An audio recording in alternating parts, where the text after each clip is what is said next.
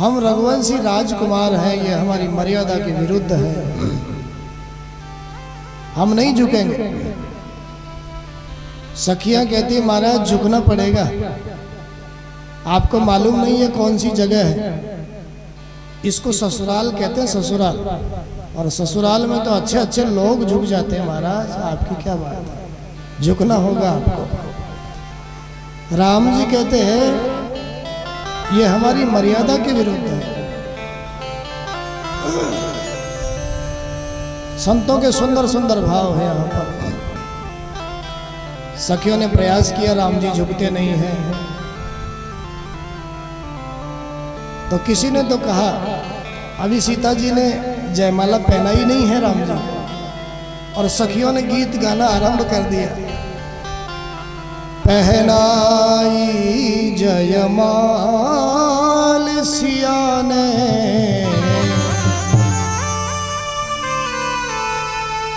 पहनाई जयमाल।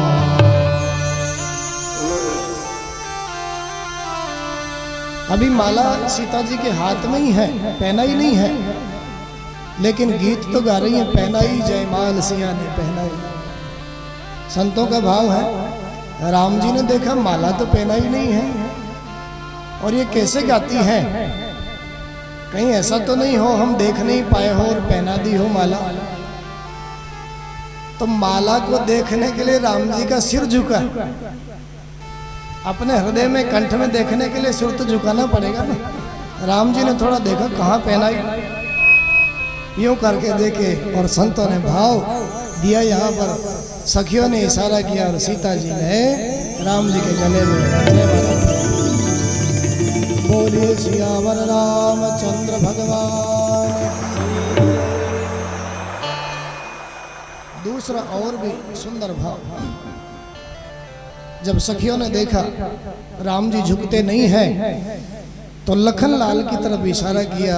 लखन लाल, आप कहो ना अपने बड़े भाई को झुकने के लिए। लाखों लोग इस दृश्य को देखने के लिए पलके पकड़ पकड़ करके खड़े हैं, आखिर क्यों राम जी इतना देर करते हैं।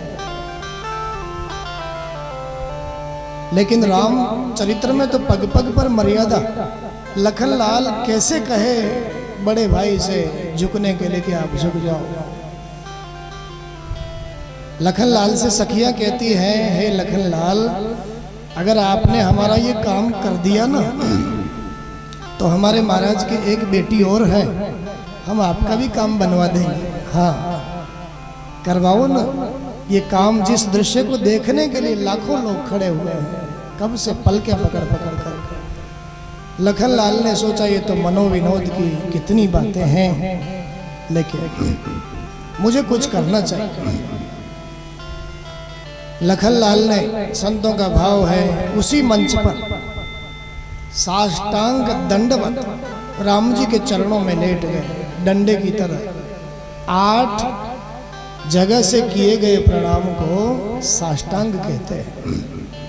हाथों से, पांवों से, घुटनों से, सिर से, हृदय से, आंखों से, मन से और वाणी से, ये 8 जगह से किया गया प्रणाम ही साष्टांग प्रणाम कहा जाता है। लखन लाल डंडे की तरह राम जी के चरणों में लेटे, और संतों ने कहा भैया राम जी का स्वभाव है, जो कोई भी उनके सामने आकर के दंडवत करता है, वो उसको आगे बढ़ करके, झुक करके, उठा करके गले से लगाता है। आज लखन लाल को उठाने के लिए जो ही झुके, सखियों ने इशारा कर दिया, और सीता जी ने हाथ में जो माला है राम जी को पहनाया। बोलिए सियावर रामचंद्र भगवान की। सुने ना माँ की आंखों में प्रसन्नता के आंसू है। जनक महाराज के आनंद का कौन वर्णन करे। वरमाला का कार्यक्रम हुआ, अब विवाह की तिथि निश्चित हुई, क्योंकि अभी तो स्वयंवर ही था ना। विश्वामित्र जी ने बताया ये अयोध्या के महाराज दशरथ के बालक हैं, तो अयोध्या में पत्रिका भेजी। और अयोध्या में जब समाचार मिला तो दशरथ जी महाराज भी गुरुदेव वशिष्ठ के सानिध्य में सुंदर बारात लेकर के आज जनकपुरी की तरफ आ गए। बारात बहुत सुंदर है और बारात की विशेषता यह है, इतनी लंबी बारात है, एक गांव में पहुंचती है तो दूसरे गांव में से निकलती है। बारात का एक भाग दूसरे गांव में पहुंच जाता है, दूसरा भाग दूसरे गांव में रहता है। हाथी घोड़े रथ पैदल नाचने वाले गाने वाले राम जी की अजब बारात अवध से मिथिला चल,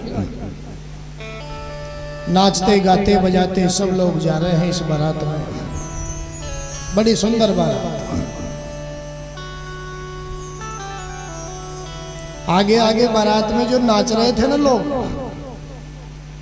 किसी गांव के लोगों ने उन्हें पूछा, भैया बारात तो बहुत सुंदर है, तो जब बारात ही इतनी सुंदर है तो दूल्हा भी कितना सुंदर होगा, उस दूल्हे का दर्शन करना चाहते हैं, बताओ ना किधर है दूल्हा। अब जो नाचने वाले नाच रहे थे ना, इतनी बात सुन करके नाचना वाचना सब भूल गए। क्या बताएंगे इनको, दूल्हा तो है ही नहीं, ये तो ऐसी बारात है बिना दूल्हे की बारात, इसमें दूल्हा ही नहीं है। क्यों? क्योंकि दूल्हा तो पहले से ससुराल में जाकर के बैठा हुआ है, बिना दूल्हे की बारात है। ये नाचने वाले लोगों ने कहा, भैया कोई बात नहीं, हमें पता नहीं, हम तो नाच रहे हैं आगे आगे, पीछे आ रहा होगा दूल्हा, पीछे बात करें। लोग दशरथ जी महाराज से पूछ रहे हैं, वशिष्ठ गुरुदेव से पूछ रहे हैं। दशरथ जी महाराज ने मंत्रणा करी, गुरुदेव क्या किया जाए, लोग तो पूछेंगे ना। वशिष्ठ गुरुदेव कहते हैं, हे महाराज अब और कोई उपाय नहीं है, मेरा तो यही आपको मंत्रणा है, मेरी सलाह है, हो न हो हमारे साथ भरत है ना, भरत को ही दूल्हा बना दिया जाए और किसी रथ में बैठा दिया जाए। कहाँ तक हम किस किस का जवाब देंगे? भरत राम की ही अनुहारी, राम और भरत में कोई भेद नहीं है ज्यादा, इसलिए भरत को दूल्हा बनाया, भरत जी को दूल्हा बनाया। लोगों ने दर्शन किए, हो जस दूल्हा तस बनी बराता, जैसा दूल्हा वैसी बारात। कई कई दिन तक चल करके बारात मिथिलापुरी में पहुंची। भव्य स्वागत किया जनक महाराज ने इस बारात का। दो बेटियां अपनी हैं। जनक महाराज का वास्तविक नाम है क्षीरध्वज महाराज। जनक तो एक पोस्ट का नाम, पदवी का नाम। उस गद्दी पर जो कोई बैठता है उसके पीछे जनक लग जाता है, उसके पीछे विदेह लग जाता है।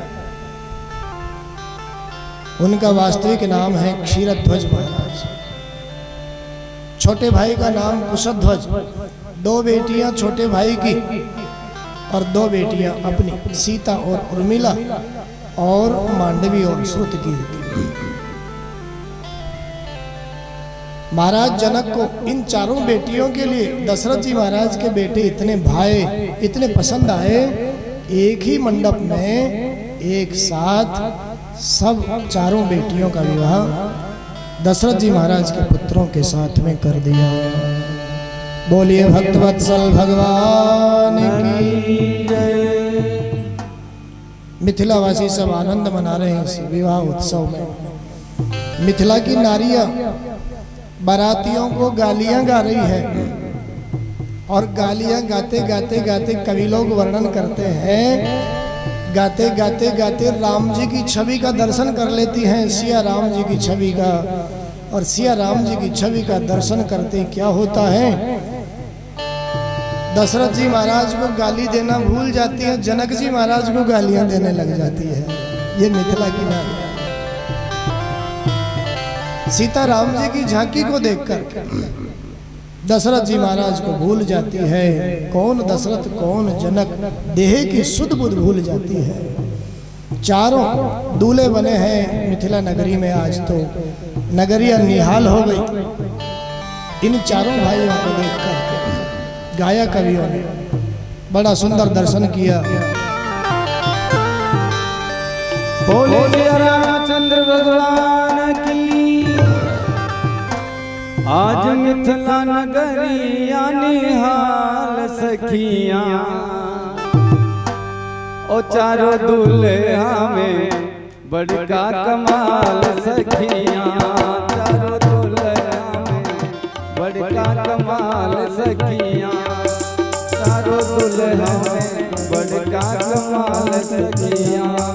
आज मिथिला नगरिया निहाल सखियां, आज मिथिला नगरिया निहाल सखियां।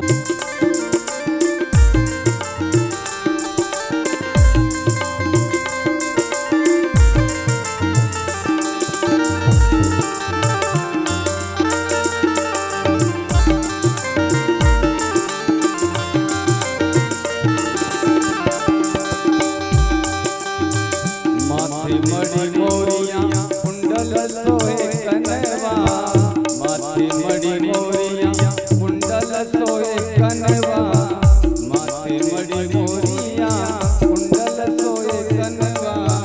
कारी कारी कजरा रे जुलमी नयनवा, कारी कारी कजरा रे जुलमी नयनवा। लाल चंदन सोहे इनके बाल सखियां, चंदन सोहे इनके बाल सखियां। चारों दुल्हा में, चारों दुल्हा में जय हो कमाल सखियां, चारों दुल्हा में बड़का कमाल सखियां। आज मिथिला नगरिया निहाल सखियां, मिथिला नगरिया निहाल सखियां। अरे चारों दुल्हा में, चारों दुल्हा में बड़का कमाल सखियां, चारों दुल्हा में बड़का कमाल सखियां।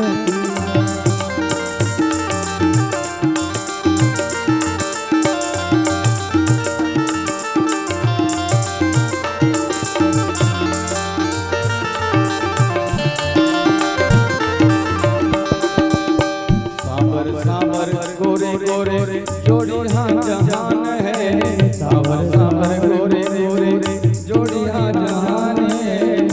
अखियन देख ली है सुनली है कान है, अखियन देख ली है सुनली है कान है।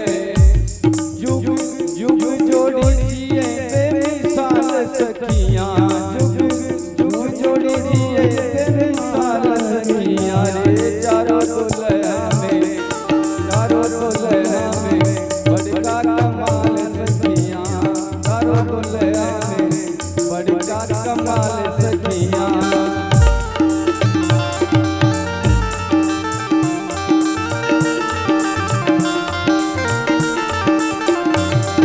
आज मिथिला नगरिया निहाल सखियां, आज मिथिला नगरिया निहाल सखियां। रे चारों दुल्हा में, चारों दुल्हा में बड़का कमाल सखियां, चारों दुल्हा में बड़का कमाल सखियां।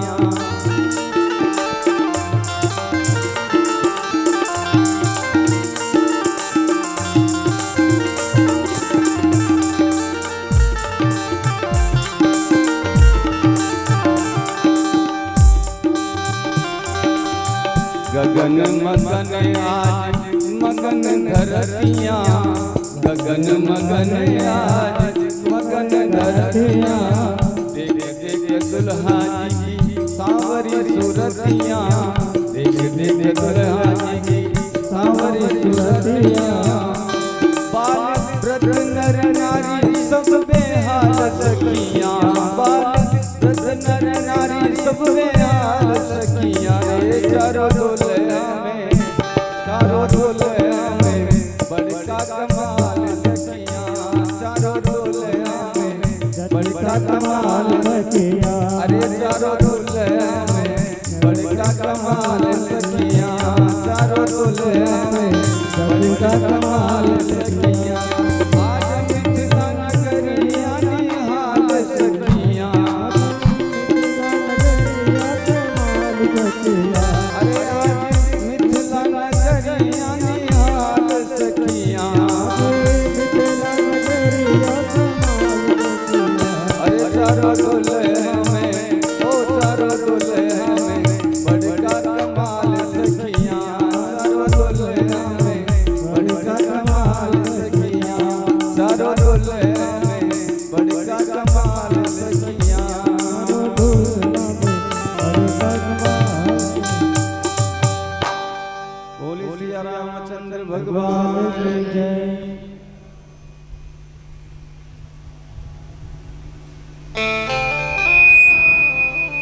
बोलिए भक्तवत्सल भगवान की जय हो।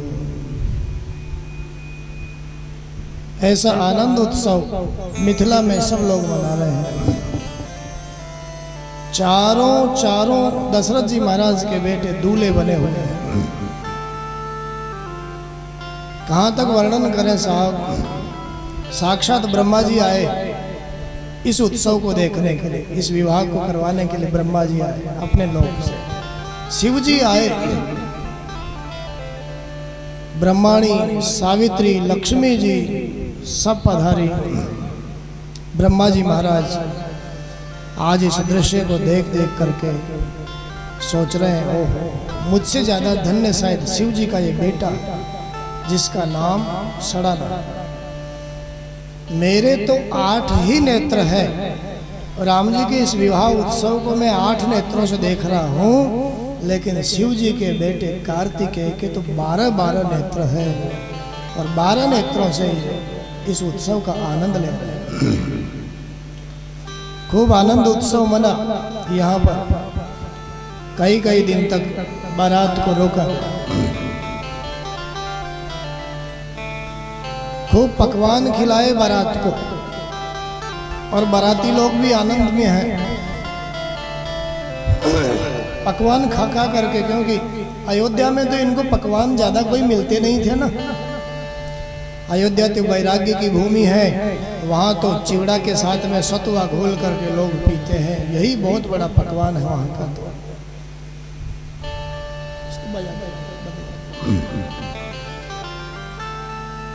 आज पकवान खा करके यहाँ आनंद में है अवध के वासी। कई दिन तक बारात को रोका और फिर आज कई दिन के बाद दुखी मन से अपनी चारों बेटियों को विदा कर रहे हैं जनक महाराज। जनक जी महाराज को प्रणाम किया, सुने न माने अपनी बेटियों को सुंदर शिक्षा प्रदान करे। दशरथ जी महाराज ने जनक जी को अपनी छाती से लगा लिया और कहा, महाराज हम तो समधी है ना, समधी।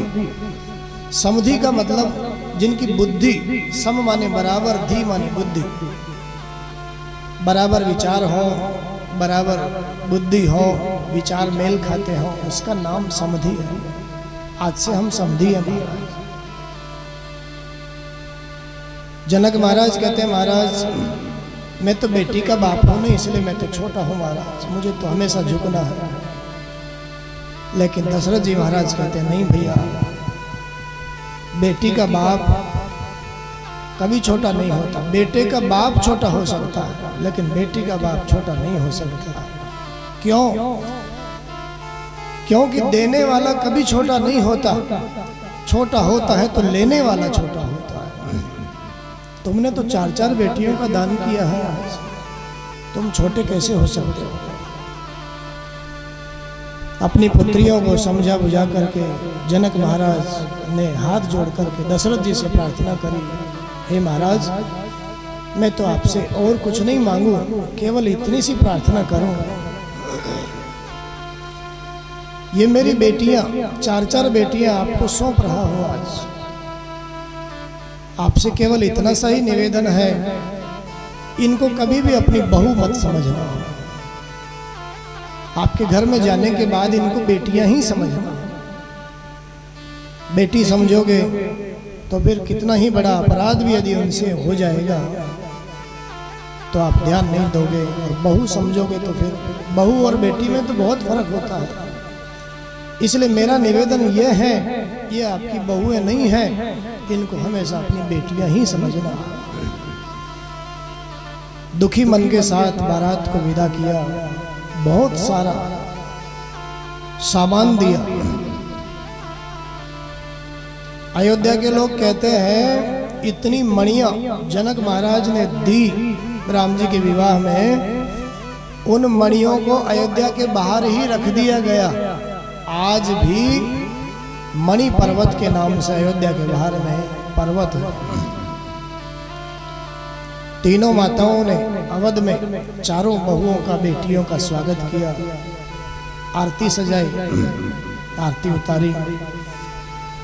दशरथ जी महाराज ने कौशल्या माँ को समझाया, देवी आप बड़ी हो, मैंने आज तक आपसे कुछ नहीं मांगा, लेकिन आज आपसे एक बात कहना चाहता हूँ। जनक महाराज की बेटियां ये हमारे घर में वैसे तो बहू बनकर के आई है, लेकिन ये हमारी बेटियां ही हैं। कभी दुख की हवा भी इनको नहीं लगनी चाहिए हमारे इस राज दरबार, बस यही प्रयास कर। मैंने जनक महाराज को वचन दिया है। सुखदेव भगवान कहते हैं परीक्षित से, राजन दशरथ जी महाराज ने जैसा समझाया उससे भी कहीं अधिक प्रेम से कौशल्या माँ ने अपनी इन बहुओं को रखा, कभी इनको दुख की हवा नहीं लगने दी। संत जन कहते हैं विवाह के बाद में 13 वर्षों तक मेरे प्रभु राम ने अवध में निवास किया। 13 वर्षों तक अवध वासियों ने भी खूब आनंद उत्सव मनाया, लेकिन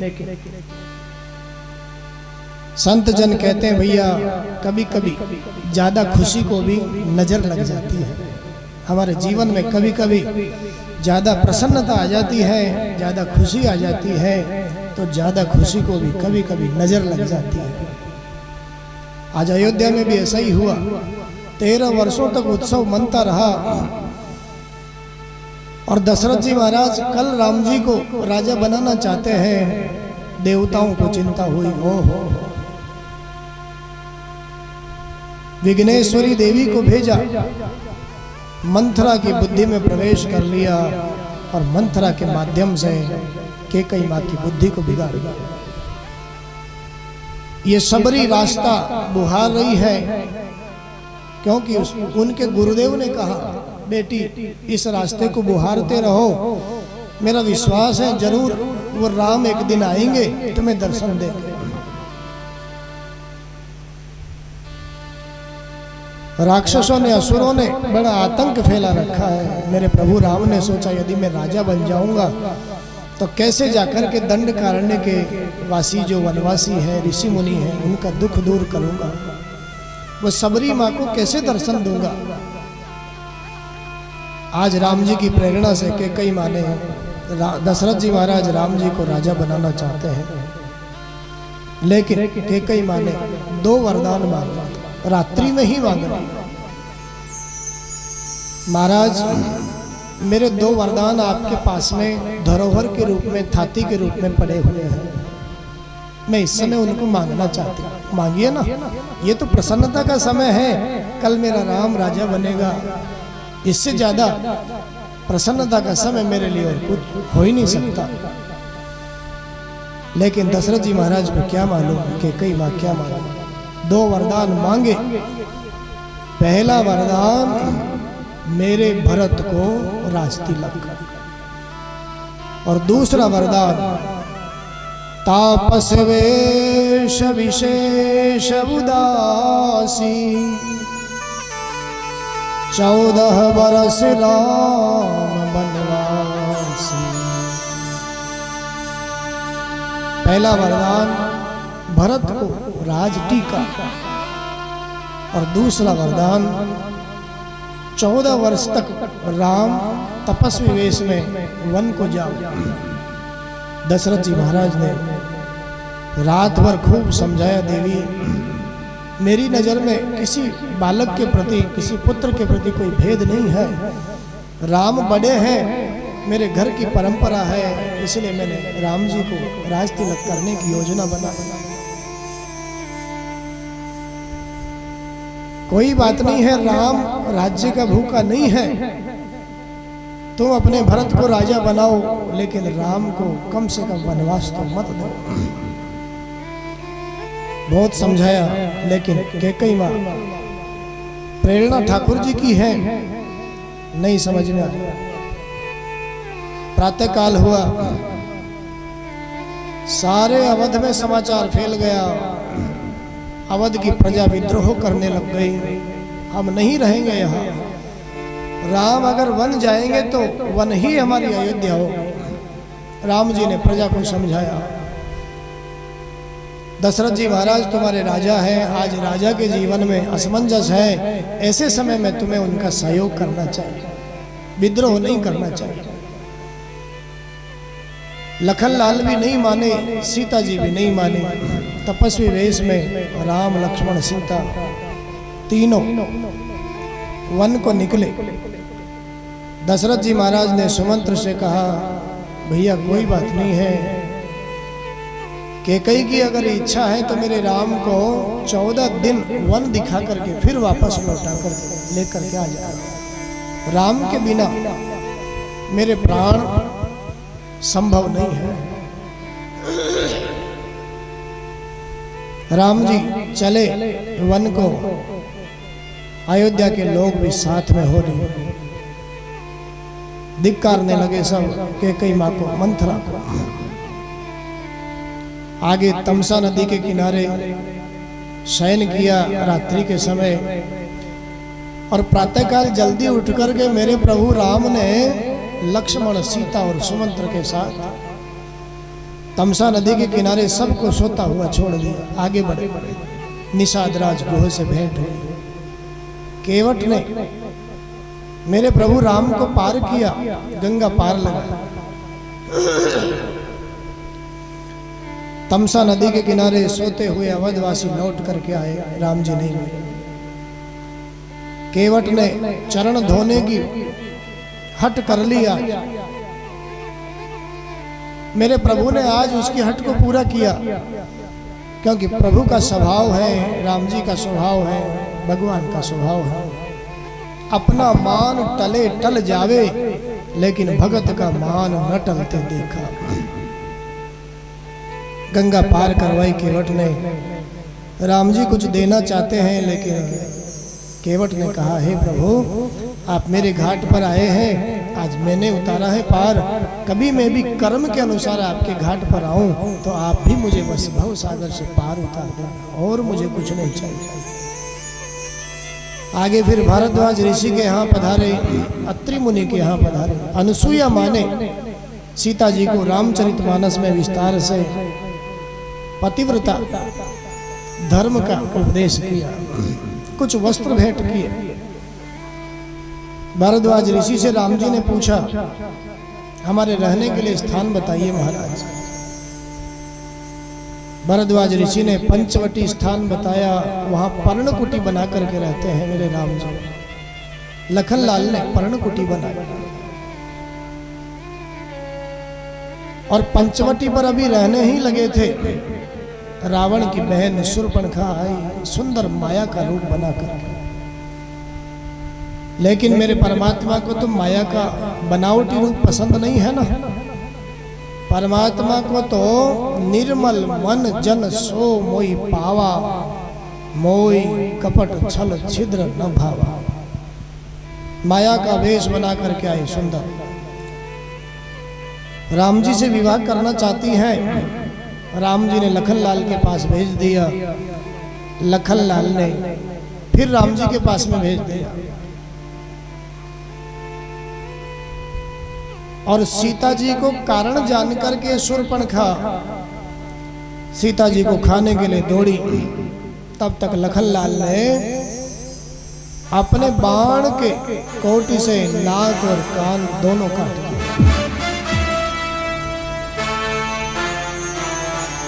किसी ने कहा, नाक और कान ही क्यों काटे? चाहते तो प्राण भी ले सकते थे ना, नाक और कान ही क्यों काटे? आइए आध्यात्मिक अर्थ देखें हम इस कथा का, क्यों काटे नाक और कान। हमारे संतों ने कहा, भैया नाक इसलिए काटी, नाक माने स्वर्ग, संस्कृत में नाक को कहते हैं स्वर्ग। मेरे परमात्मा से जो पाखंड करता है, बनावटीपन करता है, माया का आसरा लेता है, परमात्मा के सामने बनावटीपन करता है, वो शायद स्वर्ग का अधिकारी नहीं होता है। इसलिए नाक काट दी। कान क्यों काटे? संतों का यहाँ भी सुंदर अर्थ है, सरल अर्थ है। कान माने श्रुति, श्रुति माने वेद।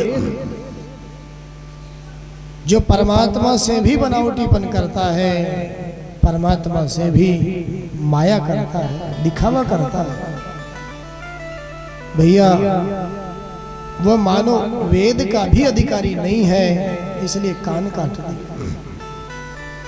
हमारे संत तो कहते हैं भैया कोई बात नहीं, हमें बहुत सारी कमियां हैं, हमें बहुत सारे अवगुण हैं, हमें कोई फर्क नहीं पड़ता, आप जैसे हो वैसे के वैसे परमात्मा के सामने प्रस्तुत हो जाइए। परमात्मा कभी भी जीव के अवगुण दुर्गुण कुछ देखते ही नहीं है, जैसे हो बस वास्तविक रूप से परमात्मा के सामने पहुंचो, भव सागर से उद्धार हो जाएगा। कुरूप बना दिया लखन लाल ने, रोती हुई रावण के पास में पहुंची। रावण ने खरदूषण तृष्णा को भेजा, मेरे परमात्मा ने लखन लाल के साथ सीता जी को कंदराओं में भेज दिया, और कंदराओं में भेज करके इधर खरदूषण तृष्णा का थोड़ी देर में ही उद्धार कर दिया। रावण ने समझ लिया, ओहो खरदूषण मोह सम बलवंता, तिनई को मार सके भगवंता। शायद मेरे परमात्मा ने अवतार ले लिया है, क्योंकि खरदूषण तो मेरे समान बलवान है, बिना भगवान के उन्हें कोई मार नहीं सकता है। रावण को तो मालूम है ना, मेरा उद्धार करने के लिए मेरे परमात्मा स्वयं आएंगे, और शायद आ चुके हैं।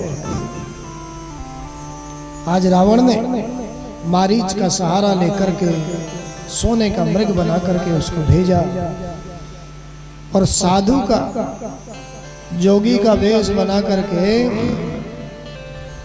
पंचवटी पर सीता जी का हरण करने के लिए आया। इससे पहले मेरे परमात्मा ने एक लीला रची। क्या लीला रची? अब तो मुझे राक्षसों का उद्धार करना है, भूमि का भार दूर करना है, तो मैं रोज रोज ये सीता जी को कहाँ किस गुफा में किस कंदरा में भेजता रहूंगा लखन लाल के साथ में, और सीता जी जब तक साथ में रहेगी तब तक मैं किसी का भी वध नहीं कर सकता, क्योंकि सीता जी तो माँ है, जगत जननी है, वो तो किसी का राम जी को उद्धार करने ही नहीं देती है, वध करने नहीं देती है, चाहे भले वो राक्षस ही क्यों न हो। शायद एक भी कथा ऐसी नहीं है जब सीता जी राम जी के साथ में थी और राम जी ने किसी का वध किया हो, क्योंकि सीता जी माँ है, वो किसी का वध करने ही नहीं देती है। भूमि का भार कैसे दूर होगा? रोज रोज मैं कहाँ इनको कंदराओं गुफाओं में भेजता रहूंगा लखन लाल के साथ में।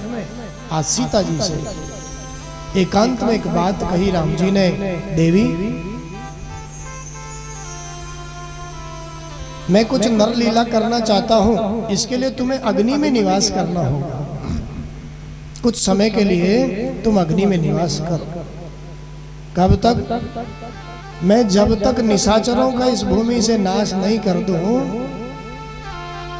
तब तक तुम अग्नि में निवास करो। लखन लाल ने भी ये मर्म नहीं जाना, उनको भी कंदमूल फल लेने के लिए भेज दिया, क्योंकि लखन लाल अगर सामने होते तो ऐसा कभी होने नहीं देते। सीता जी ने अग्नि में निवास किया। अग्निदेव ने माया की वैसी सीता राम जी को प्रदान करी, और उस माया की सीता ने मारीच को देख करके, सोने के मृग को देख करके उसका चर्म मांगा। मेरे परमात्मा तो सब कुछ जानते हैं, लेकिन नर लीला कर रहे हैं, मनुष्य बनकर के आए हैं, मनुष्य लीला कर रहे हैं, नाटक कर रहे हैं। मारीच का उद्धार किया। अंतिम समय में मारीच ने राम जी के वाणी में लखन लाल को पुकारा। लखन लाल जाना नहीं चाहते, लेकिन माया की सीता ने भला बुरा कह करके भेज दिया। लक्ष्मण रेखा खींच करके गए। बहुत सारी कथा है।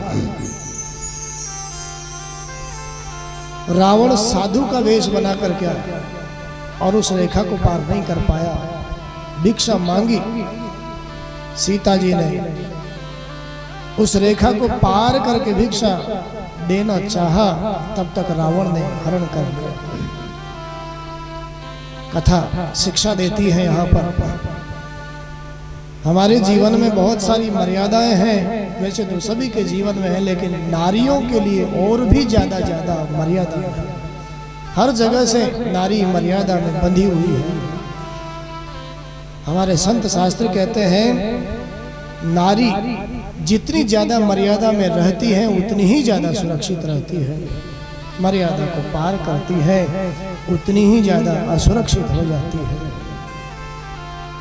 नारी के जीवन में कई कई संरक्षण बताए हैं, उसको हमेशा किसी न किसी के संरक्षण में जीना चाहिए। वैसे तो सभी को किसी न किसी के संरक्षण में अपना जीवन बिताना चाहिए, स्वतंत्र नहीं होना चाहिए, लेकिन फिर भी हमारे शास्त्रों ने नारी के लिए कुछ संरक्षण बताया। जब तक वह कुंवारी है तब तक पिता के संरक्षण में उसको जीवन जीना चाहिए, ये उसका धर्म है। विवाह होने के बाद में पति के संरक्षण में उसको जीवन जीना चाहिए, और फिर पति नहीं रहे उसके बाद पुत्र के संरक्षण में उसको जीवन जीना चाहिए।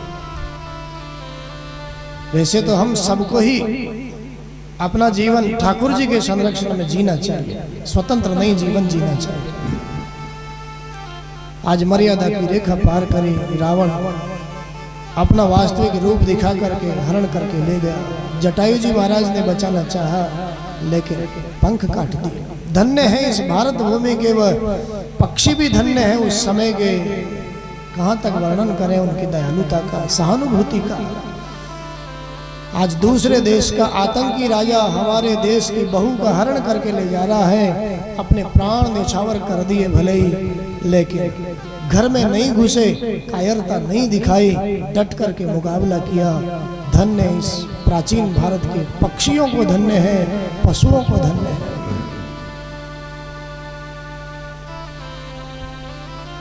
वस्त्र आभूषण गिराती हुई हा राम करते हुए जानकी जी को अशोक वाटिका में ले जाकर के रख दिया रावण ने। राम जी इधर लौट कर के आए, लखन लाल से मिलना हुआ, मनुष्य किसी लीला कर रहे हैं, सब जानते हैं, लेकिन फिर भी सीता को साधारण मनुष्य की तरह आंखों में आंसू लिए हुए खोज रहे हैं।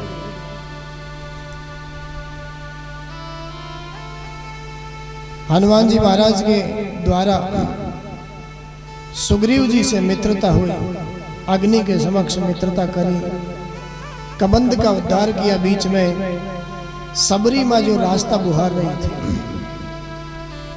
सबरी माँ को दर्शन दिया।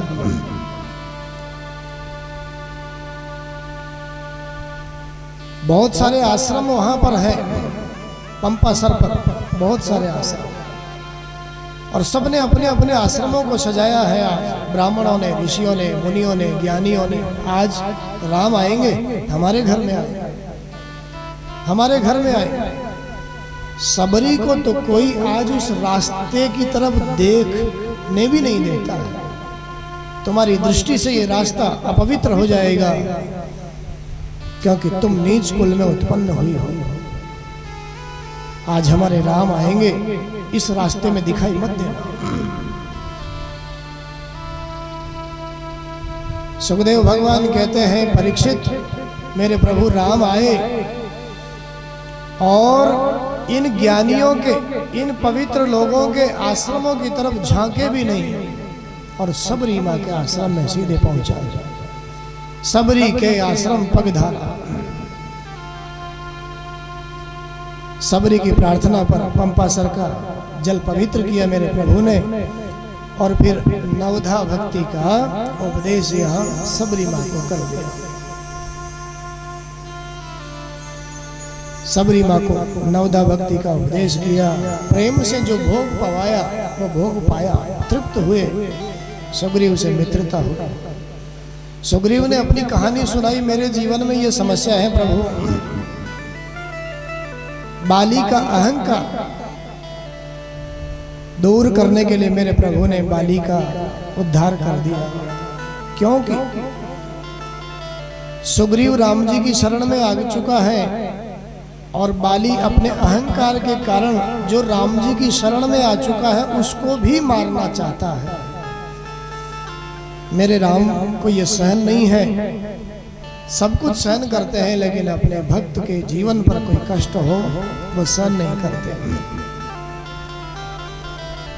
आज बाली का उद्धार किया, पत्नी ने खूब समझाया लेकिन अहंकार के वशीभूत होकर के लड़ने आया, उद्धार कर दिया। सुग्रीव को राजा बनाया और राजा बनाते ही फिर राम जी के काम को भूल गए। सुख आ गया ना जीवन में, सब भूल गए। लखन लाल के माध्यम से थोड़ा डांटा और वहां से फिर प्रबुद्ध बानरों को क्षमा मांगते हुए दक्षिण दिशा में भेजा। चारों दिशाओं में ही बानरों को भेजा सीता जी की सुध लेने के लिए। समुद्र के किनारे आए जामवंत जी, हनुमान जी, नल, नील, अंगद, लेकिन अब 100 योजन का समुद्र कौन पार करे। साक्षात शिव जी हनुमान जी बनकर के आए। जामवंत जी ने बल याद दिलाया और बल याद दिलाते ही तुरंत ही भयों पर्वताकारा, जिस पर्वत से छलांग लगाई वो पर्वत ही पाताल को चला गया। बोलिए हनुमान जी महाराज की। एक ही छलांग में सुरसा की परीक्षा में पास होते हो सिंगिका का वध करते हुए लंकिनी को शिक्षा देते हुए लंका में प्रवेश किया और अशोक वाटिका में विभीषण जी के माध्यम से सब जगह देखा लेकिन सीता जी कहीं दिखाई नहीं दी।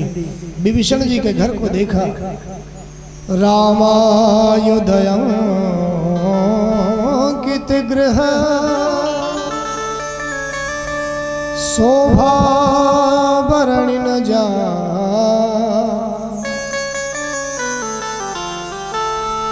नव तुलसी का वृंदतः देखी हरसे कपिरा। विभीषण जी से मिलना हुआ।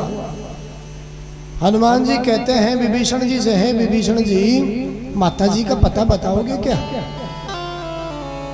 विभीषण जी कहते हैं मुझे माता जी का तो पता है लेकिन पिताजी का पता नहीं है। हनुमान जी कहते हैं तुम चिंता मत करो, आप मुझे माता जी से मिलाइए, मैं आपको वचन देता हूं मैं आपको पिताजी तक पहुंचा करके मानूंगा, राम जी तक मैं पहुंचाऊंगा। विभीषण जी के माध्यम से समाचार मिला। अशोक वाटिका में जाकर के सीता जी को विश्वास दिलाते हुए राम जी ने जो मुद्रिका दी, मुद्रिका सौंपी और फिर फल फूल खाने के बहाने से अशोक वाटिका को उजाड़ा। रावण ने बंदी बनाया, खूब समझाया हनुमान जी ने लेकिन समझ में नहीं आया। सारी लंका को पूंछ में आग लगा दी ना।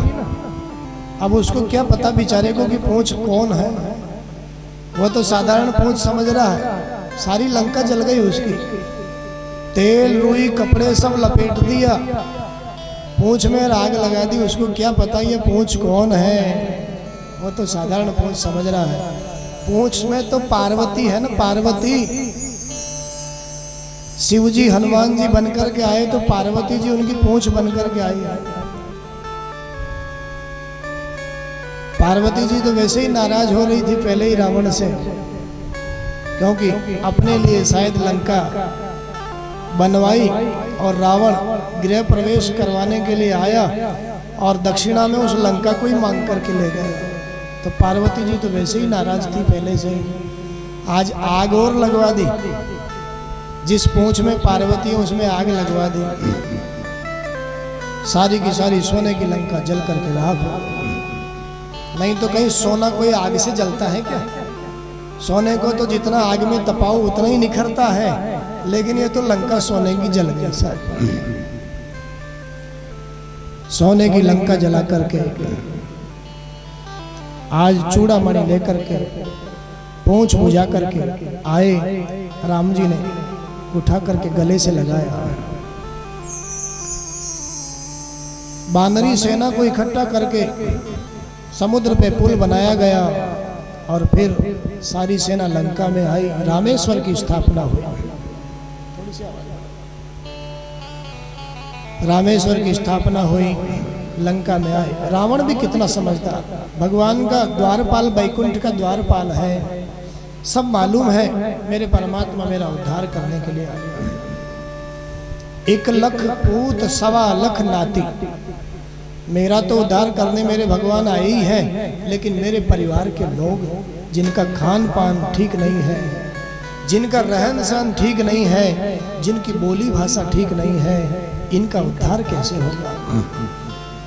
आज पहले सबको आगे किया और एक एक करके बेटों को, पोतों को, भाइयों को राम जी के हाथों उनकी दृष्टि पड़ती है, राक्षसों को, परिवार के लोगों का उद्धार करवा दिया। मेघनाद के माध्यम से लखनलाल को शक्ति लगी, हनुमान जी महाराज संजीवनी बूटी लेकर के आए और लखनलाल के द्वारा मेघनाद का भी उद्धार हुआ। अंत में सबका उद्धार करवाने के बाद रावण भी भगवान के बाण रूपी विमानों पर बैठ करके भगवान के धाम बैकुंठ को पधारा। बोलिए भक्तवत्सल भगवान की। देखने के लिए सीता जी की अग्नि परीक्षा हुई। विभीषण जी को पहले ही राजा बना चुके हैं, देखने के लिए अग्नि परीक्षा है, लेकिन अग्निदेव को जो असली सीता सौंपी थी राम जी ने, वो सीता तो वापस चाहिए ना। आज अब भूमि का भार दूर हो गया, लौट करके आए पुष्पक विमान में। अयोध्या वासियों ने आज भरत जी महाराज लौटाने के लिए गए थे, लेकिन नहीं आए, नंदीग्राम में रहते हैं। आज भरत जी के जीवन में, अयोध्या वासियों के जीवन में इतना आनंद है। 14 वर्षों में जितने जितने दिन बीते, उतने उतने दीपक अपने अपने घरों में जलाए लोगों, दीप मालाएं बना दी। राम जी के आगमन की खुशी में लोगों ने दीपावली मनाई। और फिर वशिष्ठ जी महाराज ने आते ही दूसरे दिन फिर राज तिलक करके राम जी को राजा बना दिया और सीता जी को महारानी बना दी। अवध के वासी इस झांकी को देख करके बड़े आनंदित है, आनंदित होकर के सब इस झांकी को देख करके गा रहे हैं। सीताराम जी की प्यारी राजधानी लागे, राजधानी लागे, माने मीठो मीठो सरजू जी को पानी लागे। राम जी की प्यारी राजधानी लागे, राजधानी लागे, माने प्यारो प्यारो सरजू जी को पानी लागे।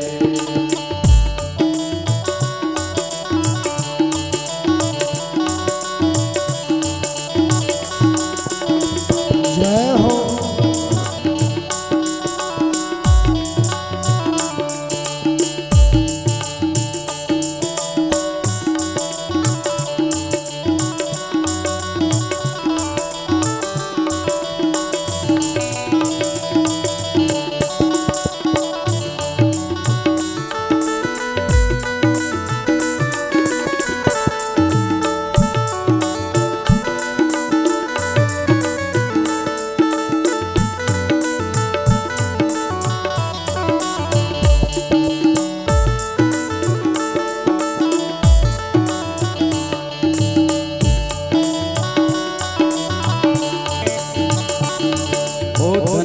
कौशल्या धन्य कई धन्य सुमित्रा मैया, धन्य कौशल्या धन्य कई धन्य सुमित्रा मैया, धन्य भूप दशरथ के अंगना खेलत चारो भैया, धन्य भूप दशरथ के अंगना खेलत चारो भैया। मीठी तो कली रचीली प्रभु की वाणी लागे, प्रभु की वाणी लागे, मन मीठो मीठो सरयू जी को पानी लागे।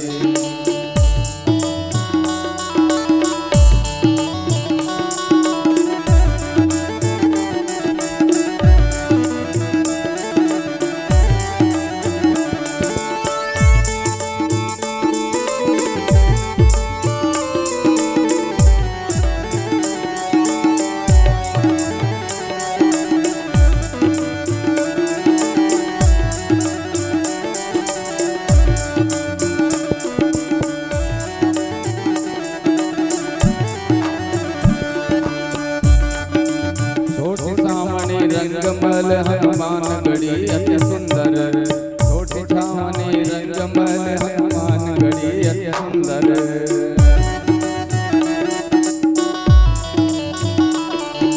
स्वयं जगत के मालिक बैठे कनक भवन के अंदर, स्वयं जगत के मालिक बैठे कनक भवन के अंदर। सीताराम जी की शोभा सुख खानी लागे, सुख खानी लागे, माने मीठो मीठो सरयू जी को पानी लागे। सीताराम जी की प्यारी राजधानी लागे, राजधानी लागे, माने मीठो मीठो सरयू जी को पानी लागे।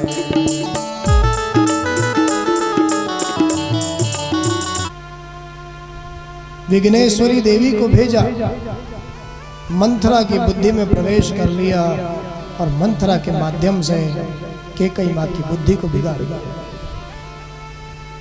ये सबरी रास्ता बुहार रही है, क्योंकि उनके गुरुदेव ने कहा बेटी इस रास्ते को बुहारते रहो, मेरा विश्वास है जरूर वो राम एक दिन आएंगे तुम्हें दर्शन देंगे। राक्षसों ने असुरों ने बड़ा आतंक फैला रखा है। मेरे प्रभु राम ने सोचा यदि मैं राजा बन जाऊंगा तो कैसे जाकर के दंडकारण्य के वासी जो वनवासी है ऋषि मुनि है उनका दुख दूर करूंगा, वो सबरी माँ को कैसे दर्शन दूंगा। आज राम जी की प्रेरणा से कैकेयी माँ ने दशरथ जी महाराज राम जी को राजा बनाना चाहते हैं, लेकिन कैकेयी माँ ने 2 वरदान मांगे, रात्रि में ही मांगना। महाराज मेरे 2 वरदान आपके पास में धरोहर के रूप में थाती के रूप में पड़े हुए हैं, मैं इस समय उनको मांगना चाहती हूँ। मांगिए ना, ये तो प्रसन्नता का समय है, कल मेरा राम राजा बनेगा, इससे ज्यादा प्रसन्नता का समय मेरे लिए और कुछ हो ही नहीं सकता। लेकिन दशरथ जी महाराज को क्या मालूम कैकेयी माँ क्या मालूम। 2 वरदान मांगे। पहला वरदान मेरे भरत को राजतिलक, और दूसरा वरदान तापस वेश विशेष उदासी 14 बरस राम बनवासी। पहला वरदान भरत को राज टीका, और दूसरा वरदान 14 वर्ष तक राम तपस्वी वेश में वन को जाओ। दशरथ जी महाराज ने रात भर खूब समझाया, देवी मेरी नज़र में किसी बालक के प्रति किसी पुत्र के प्रति कोई भेद नहीं है, राम बड़े हैं, मेरे घर की परंपरा है, इसलिए मैंने राम जी को राज तिलक करने की योजना बनाई। कोई बात नहीं है, राम राज्य का भूखा नहीं है, तुम अपने भरत को राजा बनाओ, लेकिन राम को कम से कम वनवास तो मत दो। बहुत समझाया, लेकिन कैकेयी माँ प्रेरणा ठाकुर जी की है, नहीं समझ में आया। प्रातः काल हुआ, सारे अवध में समाचार फैल गया, अवध की प्रजा विद्रोह करने लग गई, हम नहीं रहेंगे यहाँ, राम अगर वन जाएंगे तो वन ही हमारी अयोध्या होगी। राम जी ने प्रजा को समझाया, दशरथ जी महाराज तुम्हारे राजा हैं, आज राजा के जीवन में असमंजस है, ऐसे समय में तुम्हें उनका सहयोग करना चाहिए, विद्रोह नहीं करना चाहिए। लखनलाल भी नहीं माने, सीता जी भी नहीं माने, तपस्वी वेश में राम लक्ष्मण सीता तीनों वन को निकले। दशरथ जी महाराज ने सुमंत्र से कहा, भैया कोई बात नहीं है, कैकेयी की अगर इच्छा है तो मेरे राम को 14 दिन वन दिखा करके फिर वापस लौटा कर लेकर के आ जाए। राम के बिना मेरे प्राण संभव नहीं है। राम जी चले वन को, अयोध्या के लोग भी साथ में हो रहे, धिक्कारने लगे सब कैकेयी माँ को, मंथरा को। आगे तमसा नदी के किनारे शयन किया रात्रि के समय। और प्रातःकाल जल्दी उठ करके मेरे प्रभु राम ने लक्ष्मण, सीता और सुमंत्र के साथ तमसा नदी के किनारे सबको सोता हुआ छोड़ दिया। आगे बढ़े निषाद राज गुह से भेंट हुई। केवट ने मेरे प्रभु राम को पार किया, गंगा पार लगा। तमसा नदी के किनारे सोते हुए अवधवासी लौट करके आए, राम जी नहीं मिले।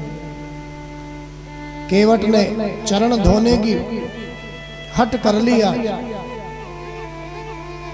मेरे प्रभु ने आज उसकी हट को पूरा किया, क्योंकि प्रभु का स्वभाव है, राम जी का स्वभाव है, भगवान का स्वभाव है, अपना मान टले टल जावे, लेकिन भगत का मान न टलते देखा। गंगा पार करवाई केवट ने। राम जी कुछ देना चाहते हैं, लेकिन केवट ने कहा, हे प्रभु आप मेरे घाट पर आए हैं, आज मैंने उतारा है पार, कभी मैं भी कर्म के अनुसार आपके घाट पर आऊं तो आप भी मुझे बस भव सागर से पार उतार दें, और मुझे कुछ नहीं चाहिए। आगे फिर भारद्वाज ऋषि के यहाँ पधारे, अत्रि मुनि के यहाँ पधारे। अनुसुईया माँ ने सीता जी को रामचरितमानस में विस्तार से पतिव्रता धर्म का उपदेश किया, कुछ वस्त्र भेंट किए। भारद्वाज ऋषि से राम जी ने पूछा, हमारे रहने के लिए स्थान बताइए महाराज। भारद्वाज ऋषि ने पंचवटी स्थान बताया, वहां पर्णकुटी बना करके रहते हैं मेरे राम जी। लखनलाल ने पर्णकुटी बनाई, और पंचवटी पर अभी रहने ही लगे थे, रावण की बहन शूर्पणखा आई, सुंदर माया का रूप बना करके। लेकिन मेरे परमात्मा को तो माया का बनावटी रूप पसंद नहीं है ना।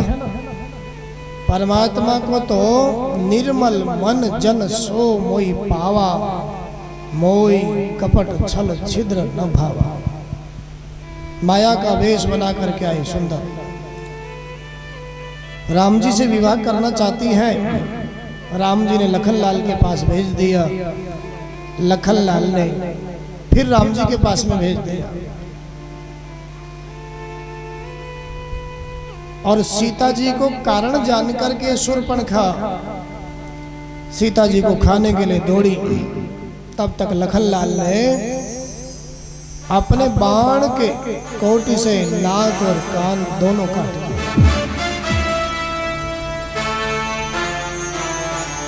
किसी ने कहा, नाक और कान ही क्यों काटे? चाहते तो प्राण भी ले सकते थे ना, नाक और कान ही क्यों काटे? आइए आध्यात्मिक अर्थ देखें हम इस कथा का, क्यों काटे नाक और कान। हमारे संतों ने कहा, भैया नाक इसलिए काटी, नाक माने स्वर्ग, संस्कृत में नाक को कहते हैं स्वर्ग। मेरे परमात्मा से जो पाखंड करता है, बनावटीपन करता है, माया का आसरा लेता है, परमात्मा के सामने बनावटीपन करता है, वो शायद स्वर्ग का अधिकारी नहीं होता है। इसलिए नाक काट दी। कान क्यों काटे?